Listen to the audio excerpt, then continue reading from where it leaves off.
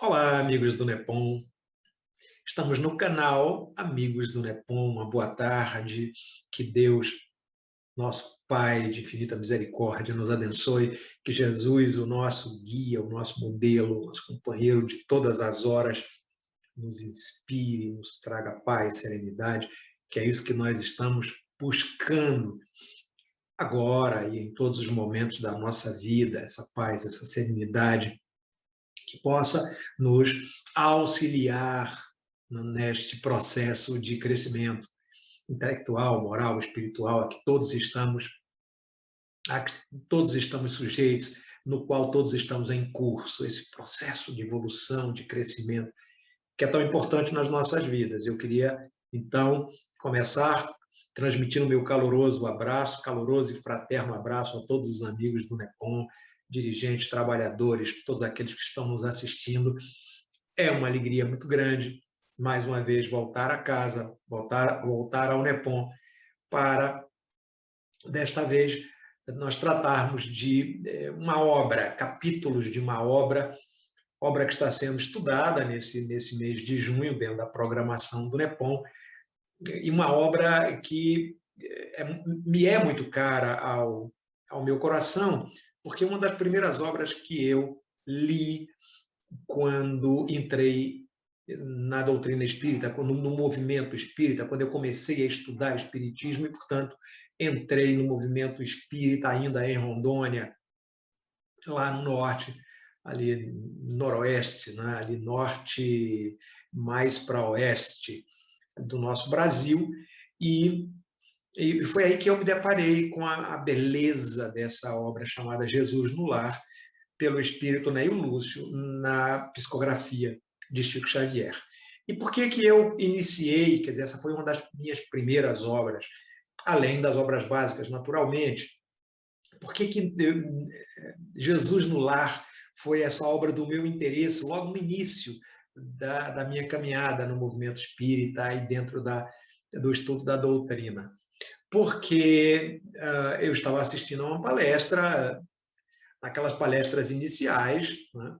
E estava muito encantado com tudo aquilo que eu estava ouvindo, que estava vendo, e aí uma palestra que era sobre o Evangelho no Lar, e o palestrante citou Jesus no Lar como uma das obras possíveis de ser utilizadas no Evangelho, no estudo do Evangelho no lar. Como eu já estava interessado em realizar o Evangelho no Lar na nossa casa, eu, então, terminada a palestra, fui à livraria e comprei a obra e levei para casa, e realmente fiquei encantado com ela, porque são histórias muito singelas, mas muito ricas, histórias que têm muito alcance da vida do Cristo no contato com os seus discípulos, com seus amigos, muitas vezes reunidos na casa de Pedro, e ali aqueles temas todos eram tratados, e temas, o que mais me chamou a atenção eram temas do cotidiano, como esse que nós vamos estudar hoje, um tema do cotidiano, né? Porque os discípulos traziam as suas preocupações mais básicas, ali do seu dia a dia, o contato com os seus amigos, com os seus parentes, com todas as pessoas que os cercavam, com as dificuldades do dia a dia. Então, tudo isso, de fato, me encantou, porque era exatamente o que eu queria. Eu não queria uma obra de profundidade, principalmente porque eu ia usar para o estudo do Evangelho. Eu queria uma obra leve, uma obra que falasse também do nosso cotidiano. E exatamente em Jesus no Lar eu encontrei todas essas possibilidades, né, de aprender a respeito da doutrina espírita a partir de fatos, de relatos dos discípulos que se reportavam a Jesus na busca, na ânsia de receberem do Mestre uma resposta que satisfizesse aos seus anseios, às suas preocupações, muitas vezes de forma infantil até, né, de forma muito pueril. Os discípulos se dirigiam a Jesus trazendo questões básicas, e o detalhe muito importante, eu acho, é que as respostas de Jesus eram dadas de tal forma que os discípulos, eles saíam dali, às vezes, com muitas dúvidas ainda, porque se questionavam a respeito dos valores, porque entendiam que os valores da época, dos costumes, das tradições, deveriam prevalecer sobre a lei que era ensinada por Jesus. Então, eles não entendiam de que maneira aquela lei ensinada por Jesus, a lei de amor, a lei de justiça, a lei de caridade, que resumem a doutrina do Cristo por inteiro, eles não sabiam como é que aquela lei podia ser utilizada a seu favor, já que eles pensavam, muitas vezes, que a vingança, que o desforço, que a resistência era a maneira mais adequada de agir em determinados momentos. E Jesus trazia esses discípulos à reflexão, dizendo, não, não é bem assim.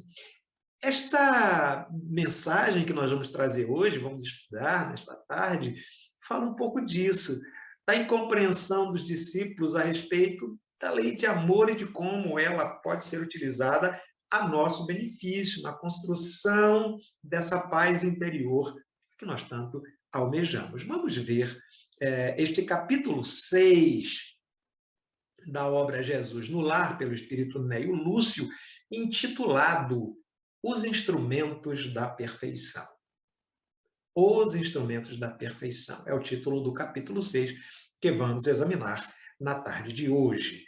Então, naturalmente, quando nós falamos em os instrumentos da perfeição, logo nós nos questionamos, mas de que perfeição é esta que nós estamos falando? Por que a perfeição?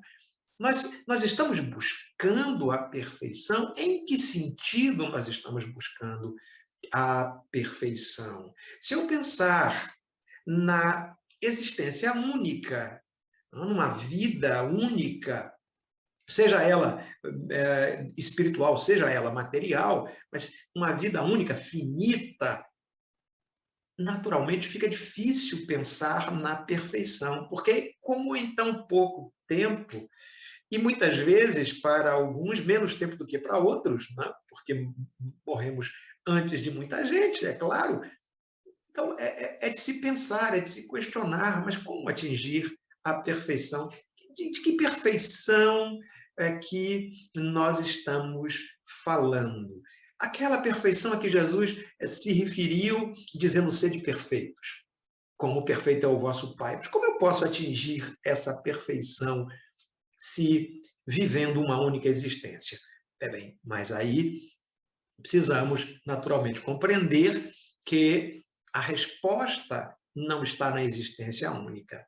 Aí nós temos que buscar uma outra solução, nós temos que buscar um outro caminho que seja mais adequado para encontrar a resposta. E vamos encontrar esse caminho, como é natural, também no Evangelho, mas, sobretudo, no Espiritismo, naquilo que ele traz de esclarecimentos a respeito do Evangelho. E uma primeira pergunta que poderíamos fazer, naturalmente, quando falamos de perfeição e de buscar a perfeição, olhando para dentro de nós, nós nos reconhecemos imperfeitos. Nós nos reconhecemos imperfeitos, é claro. E nós pensamos que perfeito em absoluto só há um, que é Deus. Mas sendo Deus o perfeito, absoluto, e o Criador de todas as coisas, vamos encontrar essa conceituação, embora seja muito importante nós entendermos que conceituar Deus é uma questão bastante complexa, muito difícil de conceituá-lo. Os espíritos, então, trouxeram para nós uma síntese daquilo que era possível compreender a respeito de Deus, dizendo que Deus é a inteligência suprema e causa primária de todas as coisas. Nesse sentido, sendo a inteligência suprema, não havendo nenhuma outra inteligência além da inteligência de Deus, E sendo Deus a perfeição absoluta, porque causa primária de todas as coisas, nós devemos compreender que tudo que foi criado deveria ser perfeito. Porque o perfeito absoluto não pode criar nada imperfeito. Não é verdade? Esse raciocínio faz todo sentido. Essa ideia faz todo sentido.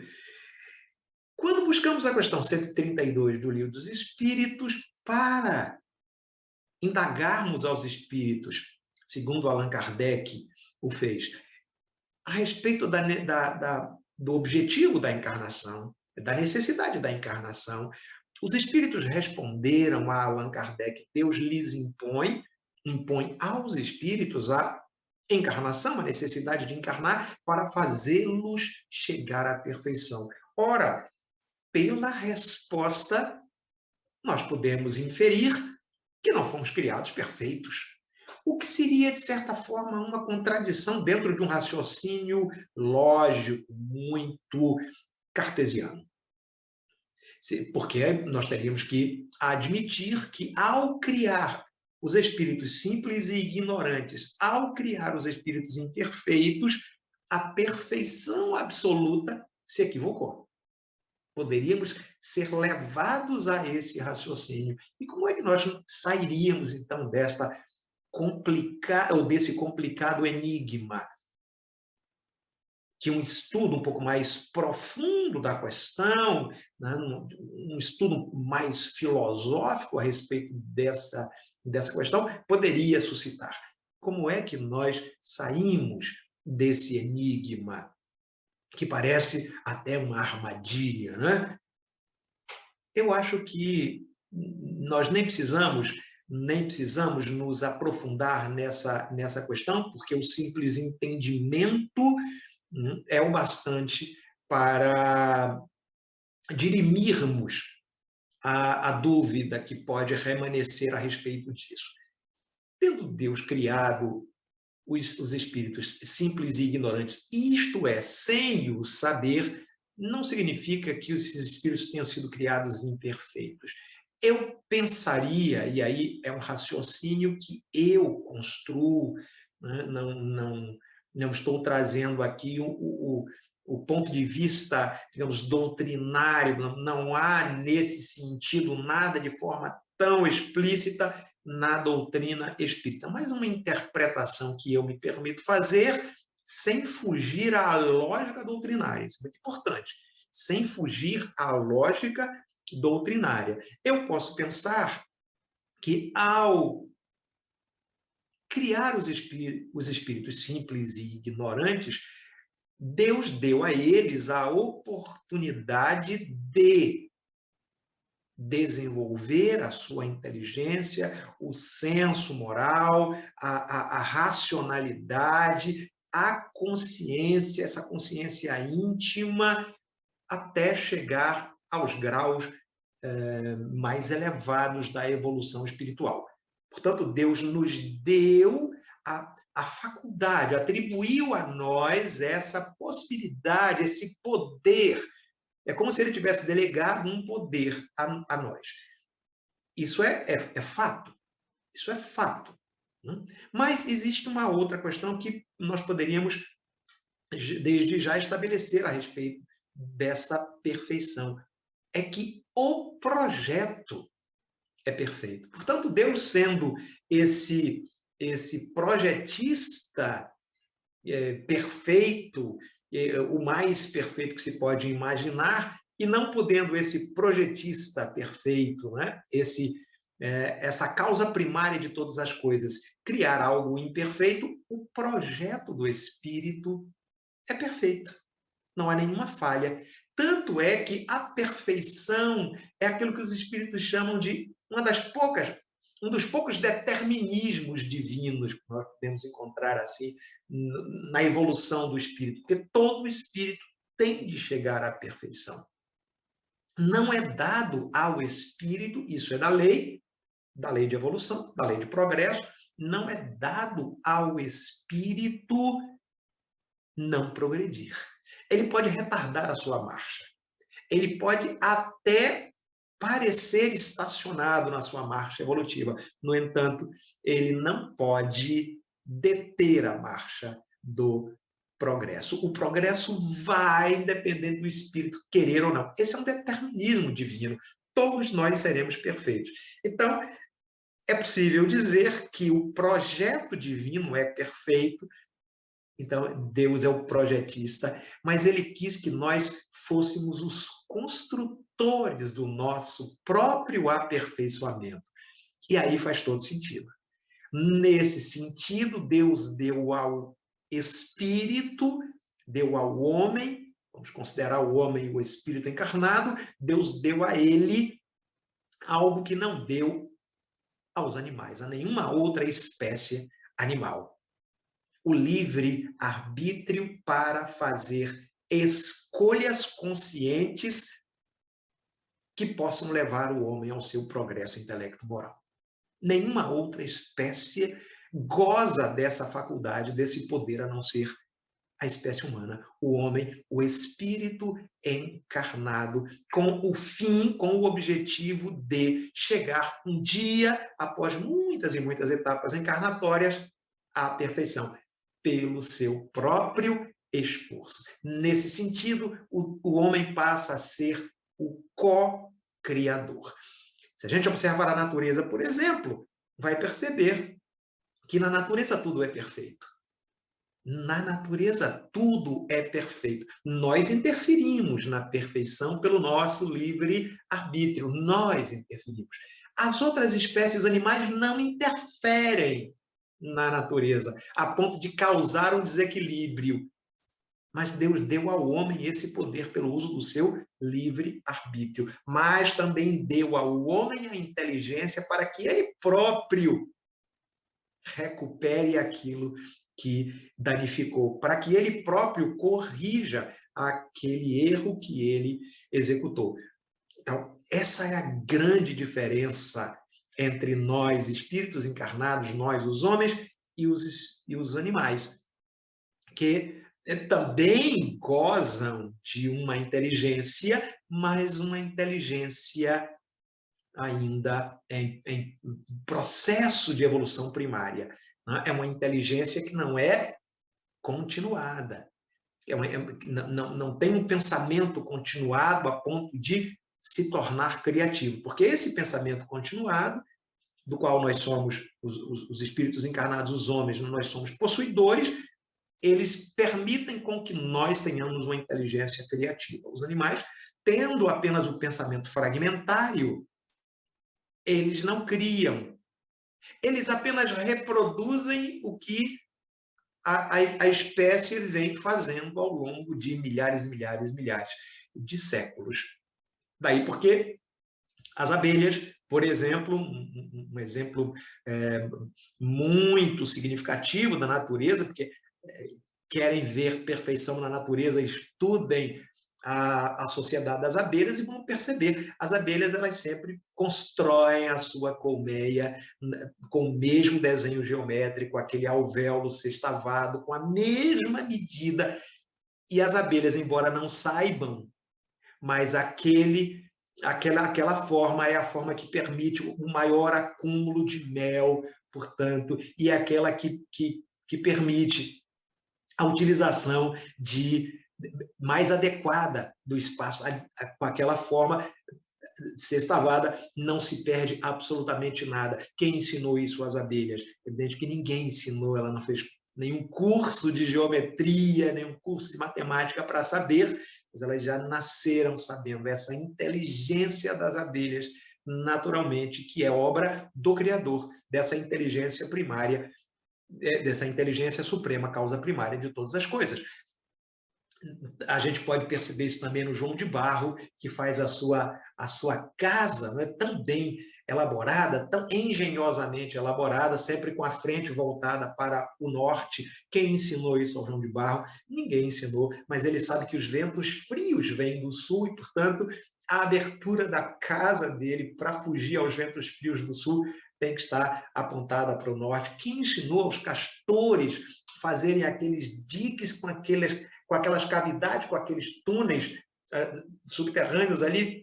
quer dizer, subterrâneo no sentido de escondido, né, por debaixo da construção, com pedaços de pau que eles mesmos vão cortando com os dentes, depois eles acumulam ali, fazem aquelas represas e se colocam ali embaixo protegidos, porque eles fazem verdadeiras, como se fossem cavernas, né?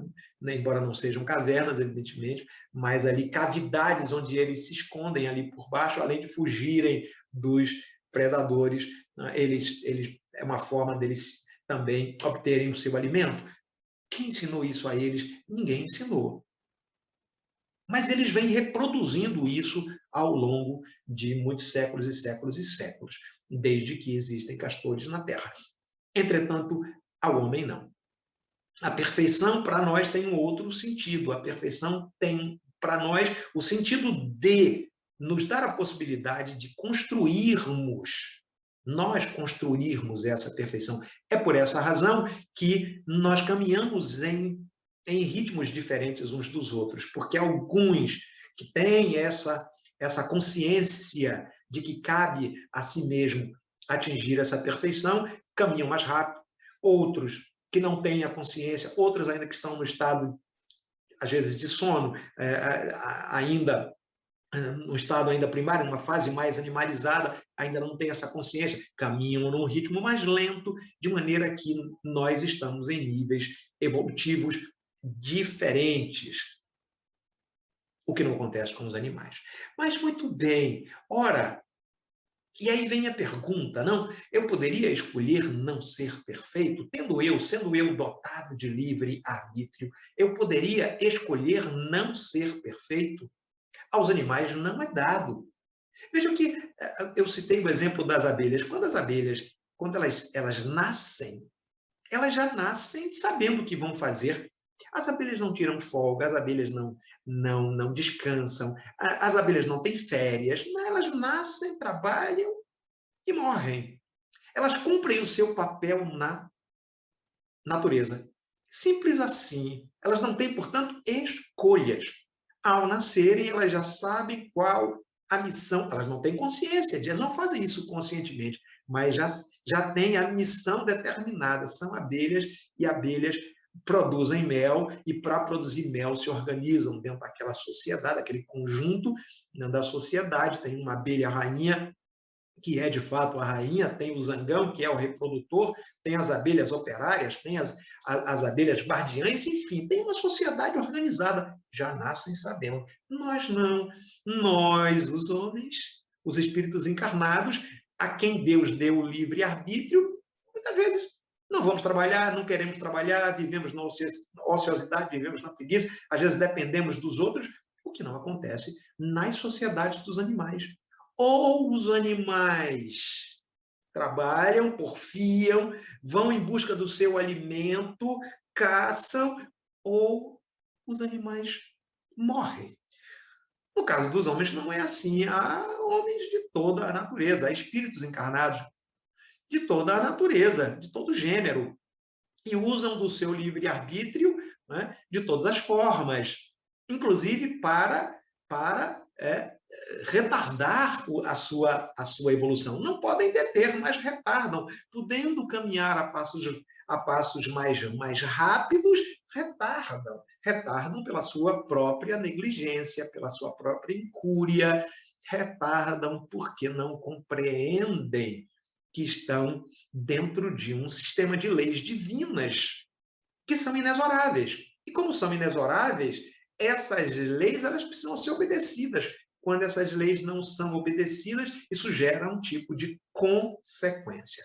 Daí porque, neste capítulo 6º de Jesus no Lar, Neio Lúcio, o espírito, ele vai chamar a nossa atenção para aquilo que ele classificou como os instrumentos da perfeição.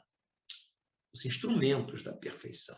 Porque, evidentemente, que nós precisamos entender que para atingir esse grau evolutivo mais elevado, mercê dos nossos esforços, dos nossos próprios esforços, Deus foi nos dotando de uma série de instrumentos que são nada mais, nada menos do que estímulos que ele nos dá para que nós cresçamos. Então, ele vai colocando estímulos na nossa vida. Um dos estímulos que são, digamos, menos queridos, vamos colocar dessa forma, né? É a dor. A dor. É um estímulo que Deus coloca na nossa vida para que nós saiamos daquele estado de, às vezes, acomodação, estagnação e caminhemos a passos mais largos, a passos mais rápidos, aceleremos esse processo. Às vezes ficamos tanto tempo acomodados na nossa situação, no nosso status quo, que sequer percebemos que precisamos nos mexer.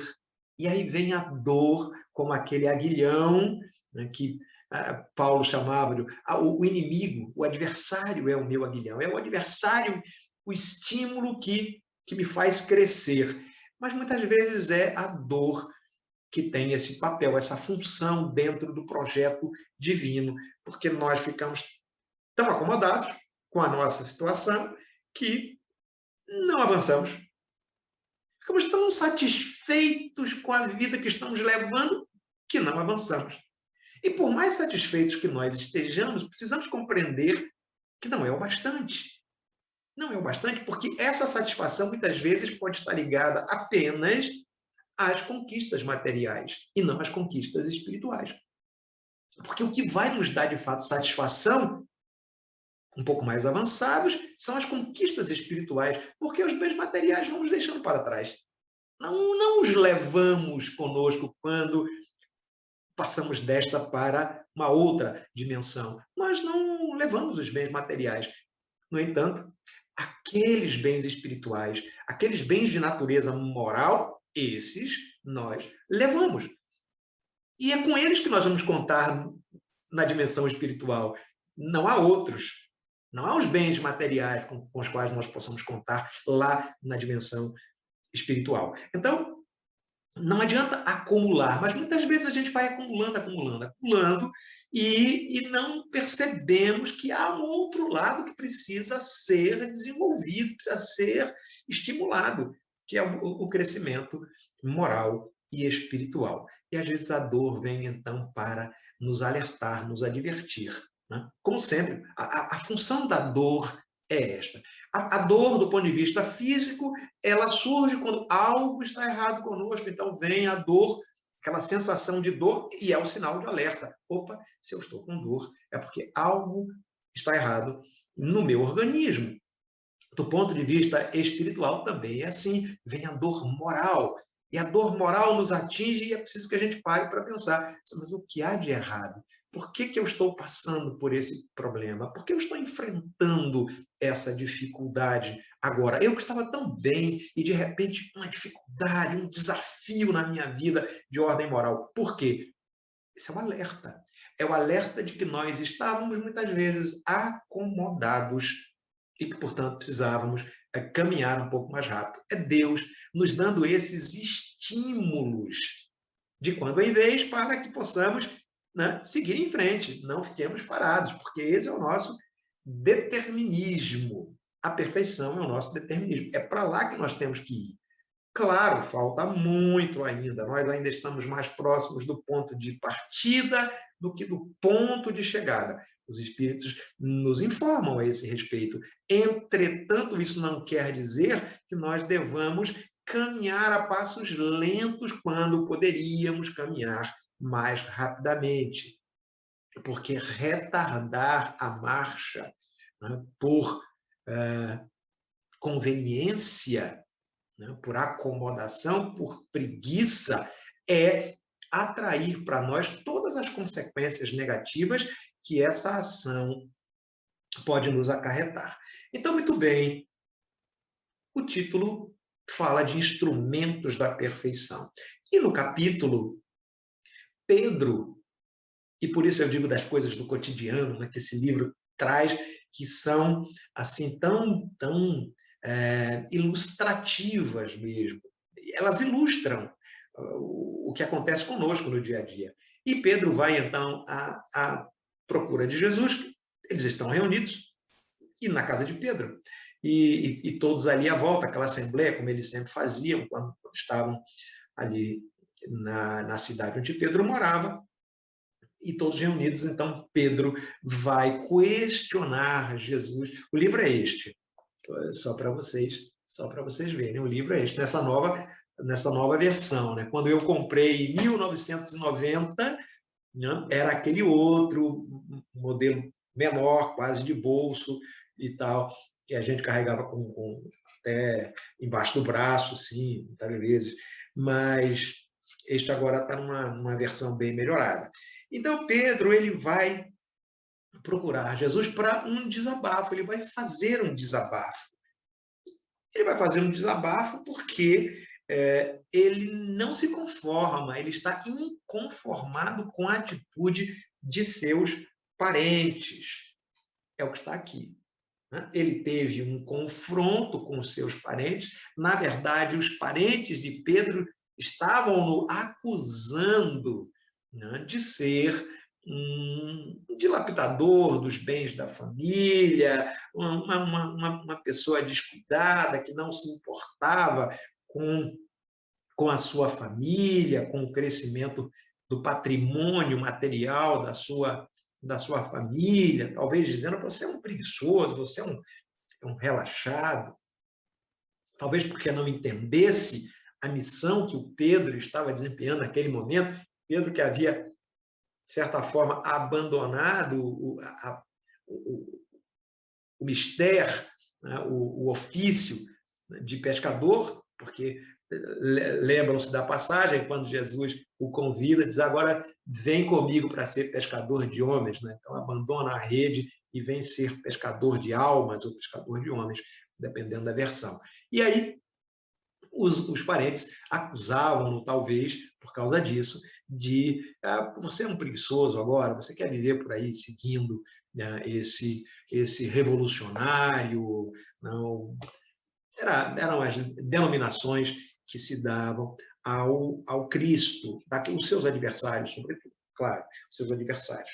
E, então, quando Pedro faz esse desabafo, Jesus pergunta assim: mas o que é que você fez? Como é que você agiu em relação às investidas, arremetidas dos seus familiares? E Pedro vai dar uma resposta que soa bem peculiar, bem familiar aos nossos ouvidos. Sem dúvida, reagi como devia, diz ele. Coloquei cada um no seu devido lugar. Olha, parece, claro, parece que nós estamos nos vendo diante do espelho quando, né, ouvimos essa narrativa do Pedro, não é? Coloquei a todos no seu devido lugar. E Jesus ficou ouvindo aquilo, não é? Porque Pedro estava já o acompanhando há algum tempo e tinha conhecimento da doutrina de amor, de reconciliação, de perdão. Mas como Jesus conhecia a cada um dos seus discípulos, conhece a cada um de nós, sabe das nossas imperfeições, ele não estranhou. Não estranhou, e ele então vai trazer algumas explicações ao Pedro sobre quem eram aqueles familiares e qual a função dessas pessoas que estão ao nosso redor, que estão conosco nessa caminhada. Jesus começa fazendo algumas indagações, perguntando a ele, por exemplo, o que faz o carpinteiro na construção de uma casa. Depois que Pedro responde, trabalha, Jesus vai dizer: trabalha com o quê, Pedro? Com ferramentas. Ah, muito bem. Então, Jesus vai esclarecer a Pedro que as pessoas no meio das quais nós nascemos, no meio das quais nós vivemos, são essas ferramentas que Deus nos deu como estímulos na nossa autoconstrução. Na nossa autoconstrução. Nós somos o projeto perfeito, como eu falei, vamos aqui comparar, então, o projeto de uma casa. Projeto perfeito, a casa dos sonhos, nada pode faltar, tudo está ali projetado, mas agora precisamos fazer a construção, precisamos construir a casa, porque o projeto está pronto, é perfeito, mas precisamos construir, e construir a casa demanda esforço, vontade, trabalho, paciência. Paciência. E para construir a casa nós precisamos de ferramentas, e precisamos afiar as ferramentas, né? Amolar as ferramentas, nós precisamos quebrar as pedras, nós precisamos fazer a massa, nós precisamos colar os blocos. Tudo isso depende do nosso esforço. É a nossa autoconstrução, é a construção do espírito perfeito, que já existe em projeto, mas que cabe a nós. Não vamos esperar que Deus construa a casa. Por quê? Porque Ele é o autor do projeto. Construtores somos nós. Por isso, a obra não pertence só a Deus.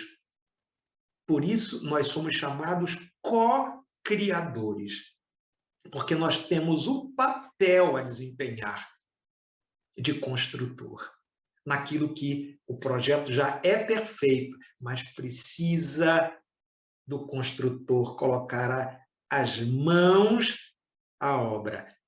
E é exatamente aí que nós podemos nos perder, porque nem sempre fazemos a argamassa com cuidado, nem sempre colamos o tijolo com cuidado, nem sempre afiamos a ferramenta com aquele cuidado, aquele carinho necessário para afiar a ferramenta, ela fica cega, a parede fica torta, a massa fica mal feita, e aí o que acontece?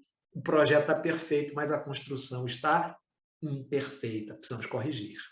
Aí voltamos para fazer a correção. O que é a volta para corrigir a parede que ficou torta? A reencarnação. O que é a volta para refazer a massa que foi mal feita, o traço não estava bom? A reencarnação. O que é a volta para afiar aquela ferramenta que foi mal afiada, que não foi bem amolada e, portanto, a madeira não foi bem talhada? A reencarnação.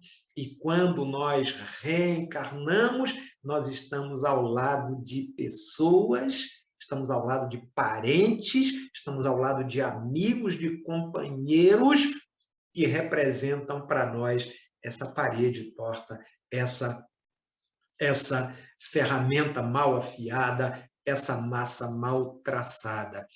E quando nós estamos diante da ferramenta que foi mal afiada por nós em uma existência anterior e temos que afiar agora, nós agimos como Pedro agiu, porque não identificamos naquela ferramenta a mesma da qual eu me utilizei em uma outra existência. Eu não reconheço que aquela ferramenta foi a mesma que eu deixei de cuidar em outra existência e que vem agora para exigir a correção. Eu não reconheço. E ao não reconhecer, eu não perdoo, eu não reconcilio, eu resisto, como fez Pedro. Eu ponho essas pessoas nos seus devidos lugares, porque o meu orgulho impõe que eu faça isso. Eu não posso me humilhar diante dessas pessoas, porque o meu orgulho não tolera a humilhação. E eu vou perdendo a oportunidade de corrigir a parede, o traço, a ferramenta. Jesus chama a atenção de Pedro para esse detalhe, né? Como se ele dissesse: Pedro, não perca a oportunidade.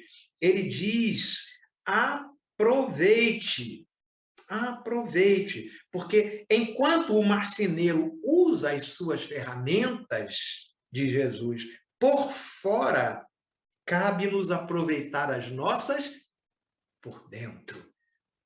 E quais são as ferramentas que precisamos aproveitar por dentro? O perdão, a tolerância, a paciência, né? A paciência. Jesus vai dizer que aquele que bem se conduz em nome do Pai, que dá o estímulo, junto de familiares endurecidos ou indiferentes, prepara-se com rapidez, ou seja, acelera a marcha do progresso para a glória do serviço à humanidade.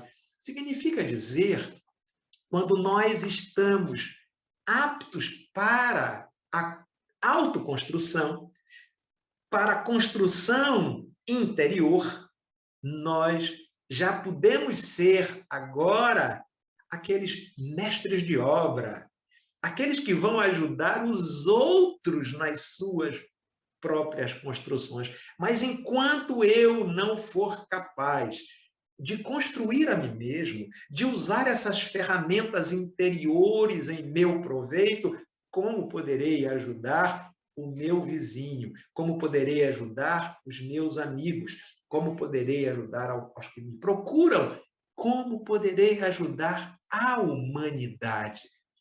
Essa é a advertência do mestre. Então ele diz: comecemos pelo trabalho de construção íntima, pelo trabalho de construção interna. Comecemos endireitando as nossas paredes, as mesmas que entortamos. Comecemos afiando as nossas ferramentas, as mesmas que desprezamos no passado, as mesmas que foram enferrujadas em função da nossa invigilância, em função das nossas ações equivocadas. Vamos refazer a massa, porque essa foi mal feita e a parede está mal colada. Vamos fazer uma argamassa segura, que possa, de fato, resistir às intempéries, resistir às dificuldades da vida, aos desafios. Essa argamassa está muito frágil, por isso você não consegue resistir aos desafios, por mais simples que eles sejam. Então, vamos endurecer essa argamassa. Esse é o chamado do Cristo, através da mensagem de Neio Lúcio. Os instrumentos da perfeição que estão aí à nossa disposição são as pessoas, os nossos parentes, os nossos amigos, companheiros de trabalho que comungam conosco desta oportunidade. Eles também estão vivendo esta oportunidade, com mais ou menos dificuldades do que nós, mas eles também estão vivendo esta dificuldade. E nós, se compreendermos bem a lição do Mestre, a lição do Evangelho, nós podemos nos converter nesses mestres de obra. Como Jesus destaca na lição, as pessoas com as quais convivemos são os primeiros e os mais importantes instrumentos que o Pai coloca à nossa disposição para a autoconstrução interior desse espírito que, conquanto tenha nascido simples e ignorante, já nasceu perfeito em projeto, requisitando do nosso esforço, da nossa vontade, do nosso suor, da nossa transpiração, menos até do que da inspiração do alto, mas da nossa transpiração, para que as nossas paredes, a nossa argamassa, os nossos tijolos sejam assentados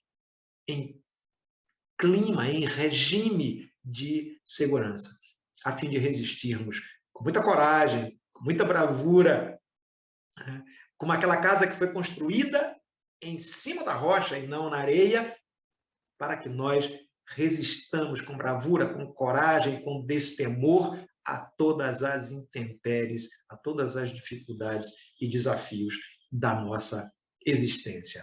amigos do NEPOM. Muito obrigado pela oportunidade. Rogo ao Criador, rogo a Deus que vos dê uma semana de muita paz, dias de entendimento, de compreensão. Rogo a Jesus que espalhe sobre todos vós suas bênçãos imorredoras de paz, de amor, e que o seu evangelho seja capaz de modificar as nossas vidas tanto quanto o evangelho do Cristo modificou a vida de Pedro, o seu discípulo mais chegado. Um grande abraço a todos. Até a próxima oportunidade, se Deus quiser.